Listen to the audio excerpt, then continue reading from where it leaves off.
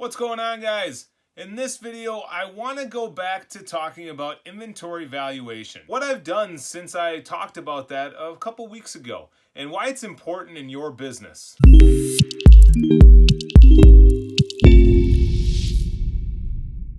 Welcome back. If you're new to this channel, my name is Jake Diego, and on this channel, I talk about ways you can improve your Amazon business as well as ways I'm improving mine. Also share some personal development things with you and just keep you up to date on all the things I have going on, including my goals, so that you can hold me accountable. In this video, I want to get back to talking about inventory valuation. As a short recap from a few weeks ago, I recently found this little metric inside Inventory Lab. If you open Inventory Lab, go to Inventory and down to FBA or FBM, depending on what you're a merchant fulfilled one or an Amazon fulfilled one. At the very bottom of the screen, you will see in-stock buy cost and in-stock sell cost inventory valuation. So we're talking about that in-stock sell cost. Now, the reason that this is important is because I was seeing profit month after month for a long time, but I still knew I had some money tied up. And what I found out is I roughly had about $86,000, $87,000 tied up in stock, guys. Now that's bad because when inventory goes stale, you're going to have to discount it. And if it's big enough problem or issue, you may have to severely discount that stock. So that's why this has become like my number one focus. And to date, I'm about $71,000 of inventory valuation with about a $3,000 less buy cost. So I'm having the VA aggressively look at anything over 90 days and see what's going on so that we can move that stuff.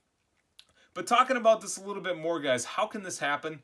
Well, I had a lot of shoes, and shoes don't necessarily sell as fast as toys, beauty, anything like that. And another slow category, which might be applicable to you, is books. Books can also be very slow.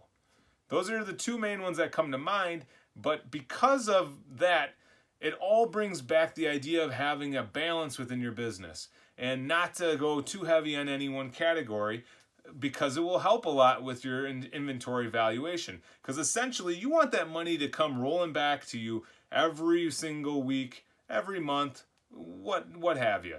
Because I know there's that argument out there that I'm building inventory for Q4. Well, guys, it's June. Q4 starts maybe 3 months from now, maybe 4 months from now. Then I would start building inventory, but not right now. The money's just going to sit there and do nothing. So if I'm thinking of Q4, I'm thinking more like late August, September, and just do. But in order to do that, I want to have a lot of cash to do that. So right now is a great time in June to get that money to get that stock repriced so that you can sell it and get it out the door and get those dollars flowing back to you so that you can keep growing that money. So what I've done since then is, the first one I already mentioned was have my virtual assistant look at anything over 90 days, reprice it accordingly. The step that is happening next is creating new working procedures for 30 days, 60 days, 30 days, 60 days, 90 days, 100 days, 125 days. I want to be super looking at these things and get rid of this. And I don't know exactly what it's going to be, but it might be after 30 days, lower that product to a $2 profit. At 60 days, break even. At 90 days, take up to a $1 loss. At 100 days, take up to a $2 loss. At 125 days, take up to a $5 loss. And after that, maybe you just sell it for $1 or something like that. So it kind of sounds a little bit like Barnes & Noble with the $1 comment, because that's literally how their clearance section works. Little pro tip for you guys. It starts out like any other clearance section, and they'll aggressively reprice it to 40, and then I think they go 70, and then everything is $2, I believe. I know I've caught a couple $2 items before, and it's completely amazing because it can be games, it can be really high-ticket dollar items or fun like brain games, depending on what's going on. Okay, so we have the VA look at anything over 30 days and see what's up.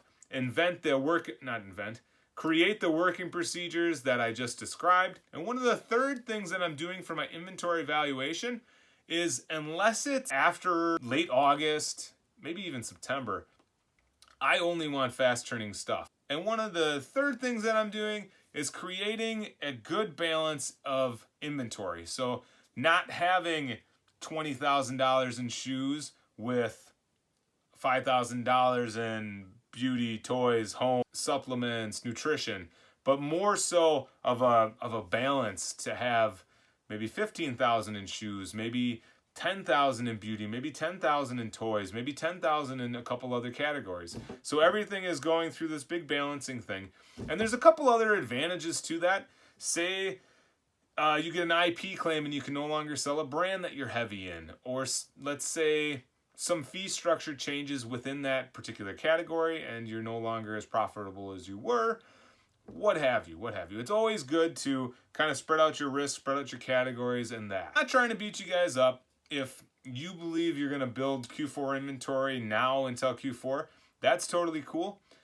I just want to make sure that my money's earning money. And one way I can do that is by having faster turning things, because me personally, I think at the end of August, September is when I can start building inventory for Q4, because of course you got to get it in there. The times get a lot slower with them processing the inventory, and you never know what's going to happen. So it's always wise to get it in there eventually, but not in June, not in my opinion anyways. So in terms of my inventory valuation and what I've done since then, I've had the virtual assistant look at all items over 30 days and reprice them accordingly.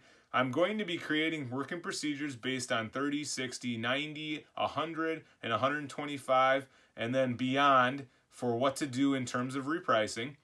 And the third thing I'm doing is I'm looking, instead of looking at quantity of an item in another category, I'm looking at the dollar value of items in various categories. So with all this, I am achieving a pretty decent balance. My revenue is still staying between about $43,000 and $47,000 a month. So everything's going really well, guys. If you have any comments or concerns or any questions about any of this, just let me know.